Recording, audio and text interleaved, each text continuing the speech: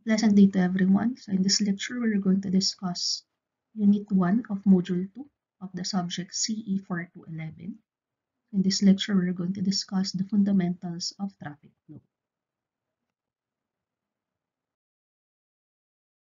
So traffic flow basically can be classified into two. We have your uninterrupted flow and interrupted flow. So from the terms or the names itself, we could already identify the difference between the two classifications of traffic flow. So for uninterrupted flow, this will usually occur on long sections of roads such as your expressways or freeways. This will be regulated by the vehicle-vehicle interactions and interactions between vehicles and the roadway. So meaning, the flow of each vehicles will only be affected by the vehicles that are traveling alongside them. Likewise, their flow will only be affected by the design of the roadway. So in uninterrupted flow, vehicles now would not be required to stop by any external cause or any external factors. While for interrupted flows, this will now occur at intersections or driveways, and they will be regulated by external means such as your traffic signals or any other traffic devices. So with the presence of the external factors, vehicles now will be required to stop by any cause that is outside the traffic stream. The vehicle-vehicle interactions and vehicle-roadway interactions will just play a secondary role in defining the traffic flow. So, by this definition, it only means that the flow of traffic will be subjected primarily due to our external factors. So our traffic flow will be defined by major traffic variables. And this is applied usually for uninterrupted flows. So these variables now will include the flow rate or the volume of traffic, the speed, which can be characterized into two, the time mean speed and the space mean speed. And lastly, we have the density or the concentration of vehicles on the road section.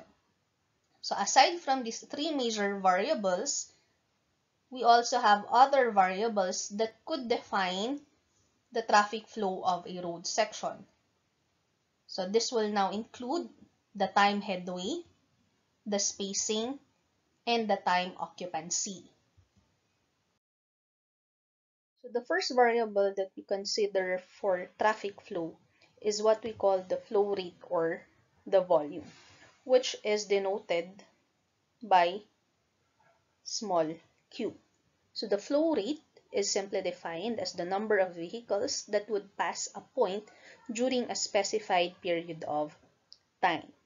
So the volume now usually is referred to as a volume over an hour. So in that case, if let's say we have here point A, which is the point of our observation. So from time 0 to time n, that will now be our observation time. So from time O to time n, you will now be counting the number of vehicles that would be passing through point A. And that number of vehicles now will be denoted as your n. And since the definition of flow rate is the vehicles per unit time, then we can now compute for the flow rate as Q equal to N over T, where Q is your volume, N is the number of vehicles observed throughout the period of observation, and T is the time of interval or the time of observation or time of counting. So take note that flow rate is what we use if the Q now is in vehicles per minute or vehicles per day. And the volume is the term that we use if the Q will be measured in vehicles per hour. Nonetheless, flow rate and volume will basically be number of vehicles per unit time. So to understand flow rate or volume, let us solve an example. So let's suppose a 15-minute count of vehicles bound for Manila was conducted at a particular location on Quezon Avenue. Using the given summary, estimate the required traffic flow. So in here, we are given the following data. So we have the different types of vehicles and their corresponding number passing through our time interval. So what do we want to solve for this problem is the volume in vehicles per hour, our flow rate in vehicles per minute and per day. And then we also want to solve for the number of or the volume of the big vehicles per hour and the flow rate of the small vehicles per day. So for our solution, so we have the table for our number of vehicles passing for a 15-minute count. So for letter A, we want to solve for the Q in vehicles per hour. So we know that the equation for Q is equal to N over T. So since we want to solve the entire volume, we have to compute first for the total number of vehicles or the sum of the vehicle counts. So that will simply be for 20 plus 300 plus 16 plus 28, and that will give us 764. So for our time, that's in 15 minutes. So we convert this to hours. So computing now for your Q, given now our computed N and our converted T. Q now of the road section for the 15-minute interval is equal to 3,056 vehicles per hour. So the next item is the Q in vehicles per minute.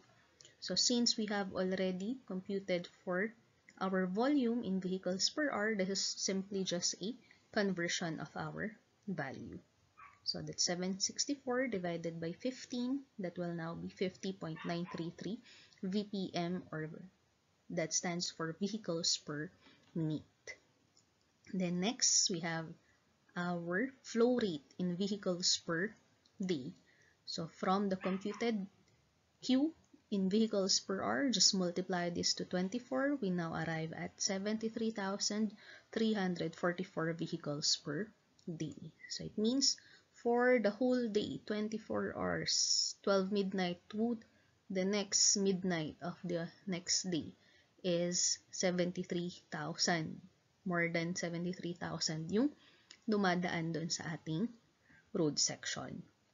Okay, so next we want to solve for the flow rate or the volume of the big vehicles. So in our given, the big vehicles now will be consisting of our buses and trucks. So the N that we are going to use will simply be the N of buses and trucks, which is now equal to 16 plus 28, or that is 44. And computing this now for using our equation of Q, that's 44 divided by 0.25. So this will give us a value of 176 vehicles per hour. And lastly, we have the Q for the small vehicles, which will consist of the cars, vans, and jeepneys. That will be 420 plus 300, giving us 720. So Q now will be equivalent to 720 divided by 0.25 hours. And we want our answer to be per day, kaya multiply this to 24 hours. So we'll now get 69,120 vehicles per hour. So comparing it now, so this is vehicles per day din ito. So more likely we could see from the volume that most of the vehicles that would pass through the road section will consist of your small vehicles compared to your trucks and buses. So basically, or actually, you can also see this from the vehicle count nonetheless. Okay? So the next major variable that we'd consider is the speed. And under speed, we have what we call the time mean speed, or also referred to as the spot speed. So the time mean speed is simply defined as the arithmetic mean or the average speeds of individual vehicles that would pass through a point within a given time interval. So the spot speed is usually used as a basis for establishing your speed limits of road sections. So in order for us to compute or determine the time mean speed of the traffic flow, what we do is to set up a trap length, which is now required for us to measure the speed. So what do we do with the trap length? So let's say we have here a section of the road.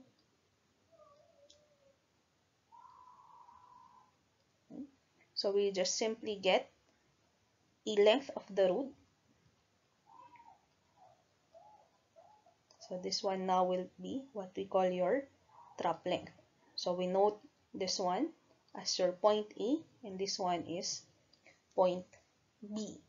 So what happens now is whenever a vehicle or a car passes through point A, so you start taking your first time, and then until it reaches point B, you have your T2. So T1 to T2 will simply be the time interval of the vehicle to traverse your trap length.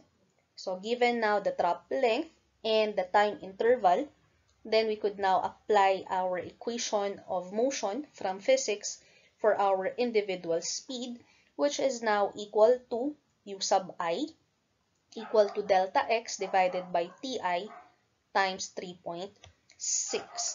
So take note that delta x here will be in meters, delta t will be in seconds. So if we multiply it by 3.6, our u sub I now will be in kph. So ui is your individual speeds in kilometers per hour. And then delta x will simply be our trap length. And t sub I is the time of the vehicle to traverse your trap length. And since time mean speed is the average of all of the vehicles traversing your trap length for a certain observation time or time interval, then the time mean speed can be computed as u sub t multiplied to the sum of your individual eyes divided by the total number of observed vehicles. So next we have the space mean speed, which is also known as our harmonic mean speed. This is now the rate of movement of the traffic stream within a given section of road. So instead of measuring the individual speed, what we are measuring in the space mean speed is the speed of the traffic, of the entire traffic flow. Okay, so this is based on the average travel time of the vehicles moving within the section. So for our equation for space mean speed, that's now u sub s equal to the number of vehicles traversing our section divided by the reciprocal of their individual speeds. So u sub I is your speed for the individual vehicles. N is the total number of vehicles traversing in that section for our given interval or given observation time. T is the included time or your observation time.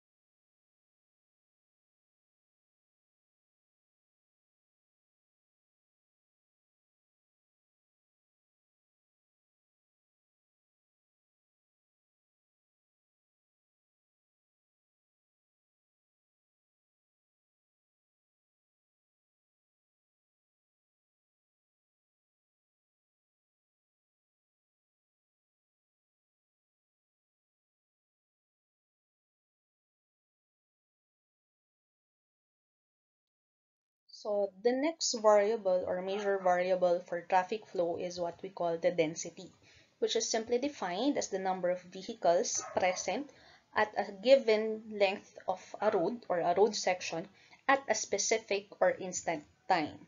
So this may be defined also as the ratio of the flow rate to the space mean speed of the vehicles. So by equation, K now is computed as N divided by L or Q divided by U sub S. So K is your density, N is the number of vehicles in that road section at specific time, and L is the definite section or the definite distance we want to get the density. Okay, so for density, to understand them, let's have an example. So let's say we are given 4 vehicles present in a 250-meter road. So what is now the density? So in solution, we just simply substitute our values. K now is equal to N divided by L. So we're given N, 4 vehicles. L is 250 meters. So computing now will arrive at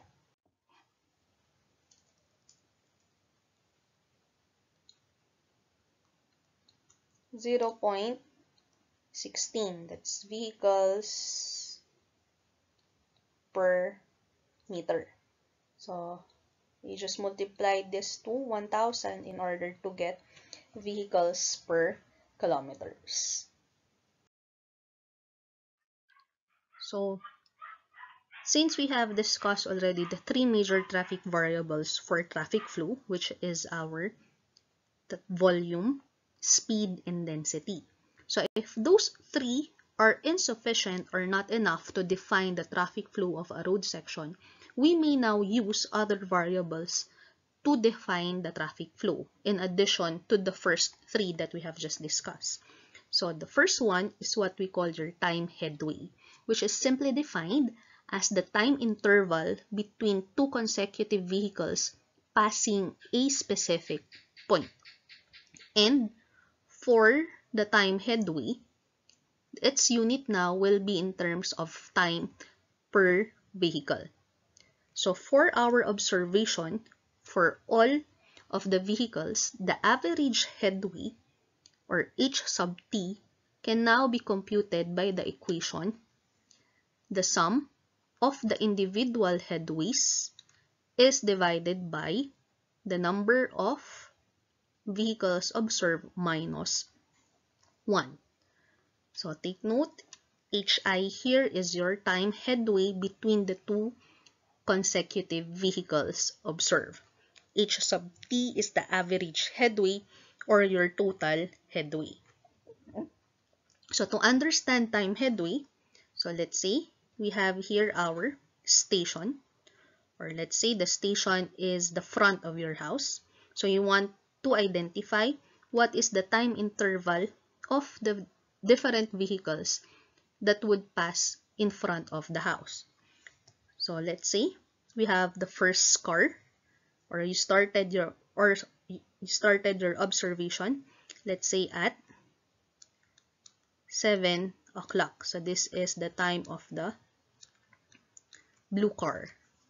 And then, so the blue car passed at 7 o'clock. So it moved. And then at time, let's say 7:05, that's the time that the yellow car have arrived or passed in front of the station or of the house. So the time now between B and T is your time 1. Okay, so after 7:05, so yellow passes, and then another car arrives. So let's say at 7:08, that's the time that the green car would arrive in front of the station or pass in front of the station. Then the time between the yellow and the green car is your time 2, or this is H1 and this is H2. And then our total number of vehicles observed, N, is equal to 3. So you just substitute these values in our equation. So H sub t will now be equal to H1 is 7 o'clock to 7:05, so that's 5 minutes. Okay, so plus H2 is 7:05 to 7:08, so that's 3 minutes. Okay. So divided by total number of observed vehicles is 3 minus 1 is equal now to 8 divided by 2, or the average headway now is 4 minutes. So ibig sabihin, at average, vehicles pass through our station in front the house is for every 4 minutes. Okay, so that's for time headway.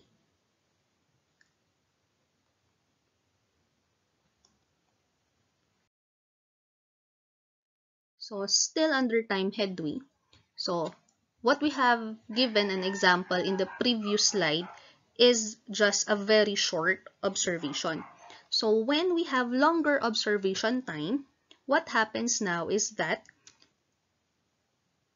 the sum of your individual headways will now be approximately or almost equal to your observation period. And N minus 1 will now be approximately or almost equal to the total number of vehicles observed. So this is our numerator, this is our denominator. So in longer observation of time, since they are now approximately equal to t and n, substituting this in our general equation, we'll now have the average time headway, h sub t, is now almost equal to t divided by n.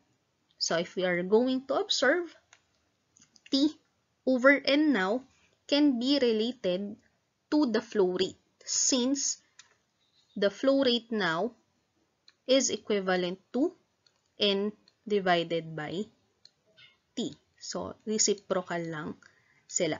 So, the average time headway for long observation period will now be related to 1 over q. Okay? So, to understand time headway, let us solve an example. So, let's say during morning peak hour, the average headway of UP Katipunan jeepneys is estimated at 5 minutes. So if the passenger demand during the same period is 240, determine if there is a need to increase the number of jeepneys or shorten the headway for the given route. So let's assume that the passenger demand is evenly distributed within that period and that the average load or occupancy of a jeep is 14 passengers. For our solution, we are given the time headway, which is equal to 5 minutes. And for our solution, we'll now be using the equation for long observation periods, which is t divided by n. And since we are considering the peak hour for this problem, then the time of observation now will be equivalent to 60 minutes. So we're given the time headway, we're given the observation time. Then we can now solve for n as equivalent to 12 jeepneys. So what does this mean? So in 5 minutes interval, there is available or there's 12 jeepneys that could arrive and accommodate the demand for the peak hour for the UP Katipunan jeepney. So what we will do here now is to check if the time headway of 5 minutes and the number of jeepney 12 is sufficient for the demand. So since we have now the capacity of jeepneys to be 14 passengers per jeepney, so you multiply that to the number of jeeps that we have. So the passengers that is accommodated within the period or within the peak hour is computed as 168 passengers. So comparing this now to the demand given, which is 240, the computed value 168 is very much lesser compared to the demand. So ibig sabihin, the 12 jeepneys now, your time headway of 5 minutes, is insufficient. Therefore, there is now a need for us to increase the number of jeepneys as well as to change the time headway. So, in that case, what we will do is to first identify the number of jeepneys that would be able to accommodate the demand, which is 240 passengers. So that will now be 240 divided by the capacity of each jeepneys, which is 14. So we get a value of 17.8 jeepneys. But there's no 0.18 jeepney, so we round this up to 18 jeepneys. So we cannot round this down to 17 lang because when we round it up to 17 and multiply this to 14, it means that we will not be able still to accommodate the demand. So you have to round it off or round it up. Okay? So with the 18 jeepneys that will be able to accommodate the entire demand, what is now the time required for the 18 jeepneys in order to arrive within the time period na 1 hour? So with that, we now apply our time headway equations. So time headway is equivalent to the observation time, peak hour, 60 minutes divided by your number of vehicles. So that's 60 divided by 18. So the time headway now is equivalent to 3.33 minutes, meaning it is less than the current 5-minute headway. So in that case, in order to accommodate the 240 demand, we now have to increase the number of jeepney from 12 to 18 and shorten the headway from 5 minutes to 3.33 minutes. So another variable that we can use in addition to our major traffic variable is what we call your spacing. So when we say spacing, this is simply the distance between two vehicles that is measured from the front bumper to the other vehicle. So it's bumper to bumper distance. So for your average spacing of vehicles, that will simply be equivalent to S equivalent to the length of the road section divided by the density. Okay, so aside from measuring it from bumper to bumper, you could also solve it using the density of the road section. Okay, so S here is your spacing, L is the length of the road section, and K is your density. So to understand spacing, let us solve an example. So let's say during heavy traffic congestion, it was observed that the average spacing of the vehicles in queue in the innermost lane of EDSA is 6.5 meters. Determine the jam density of the stopped vehicles. So meaning the 6.5 meters is the distance between the front bumper to the front bumper of two vehicles. And it is at stop speed. So meaning it is at full capacity already. So to solve this, now we just simply use the equation S is equal to L over K. And since traffic jam na siya, so we could use now L as 1 kilometer instead. Okay, so with that, that will now be 6.5 equal to 1,000 meters divided by K, or the density now will be equivalent to 153.846 vehicles per kilometer. So what does this value mean? So it means that if a 1 kilometer road will have 153 or 154 vehicles in it, it means that the movement of flow will now be stopped. Okay? So, pag mga 15 lang yung sasakyan na nandun sa 1 km ninyo, then it means medyo maluwag or maluwag yung ating traffic flow. Okay? So, the higher the value of the density, it means the lower your speed.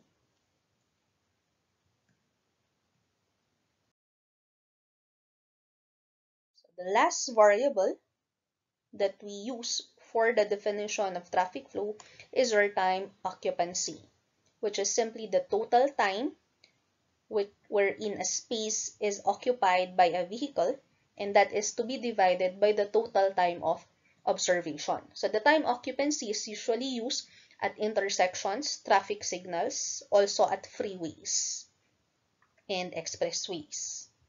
So for time occupancy, for any number of vehicles observed during a time of t, it is now computed as the sum of your time spent divided by the total time of observation. And the time occupancy is a percentage, so you have to multiply it by 100.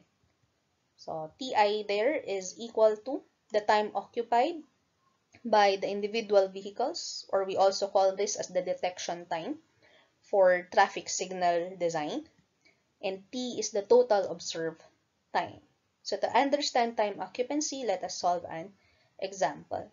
So let's say for a 15-minute period, we have 4 vehicles that are observed to have stopped at an intersection. So each vehicle's time spent were recorded at 10 seconds, 15, 12, and 8. So let us determine the time occupancy of vehicles at that intersection. So that will simply be equal now to 10 plus 15 plus 12 plus 8 divided by your total time. So it's 15 minutes, but the recorded time is seconds, so you have to convert the 15 minutes to seconds and then multiply that to 100%. So we'll now get a time occupancy of 5%. So what does this mean? 5% of the total time of your observation is that vehicles are on that specific space or specific point or at that intersection. So, pag ang nakuha ko, let's say, is 95%, ibig sabihin, sa total observation time ko, laging may sasakyan na nandoon sa space na yon. Okay? So, yun yung ibig sabihin nung time occupancy natin. So, from time occupancy, we'll be able to identify now how much thus the vehicle spend on our station or your observation point. So, other important terms to remember in relation to traffic flow would now include your free flow speed, which is simply defined as the speed that would occur when we have near zero density. Okay? And then we have your jam density, which is now the density when we have no flow or there is a stoppage. So this would now represent a stop flow or a bumper-to-bumper flow. So dito nanggaling yung traffic jam.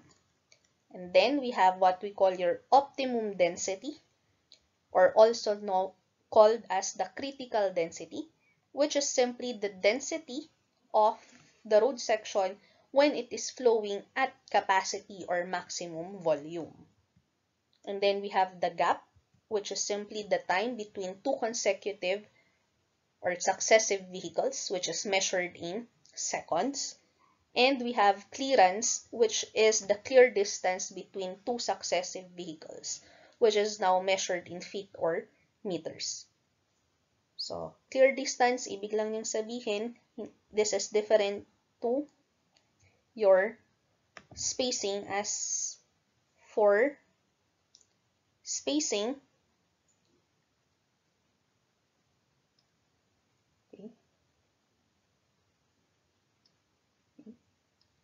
so for spacing, this is your spacing. For clearance, that will now be the distance from the back to the front of the other vehicle. Okay?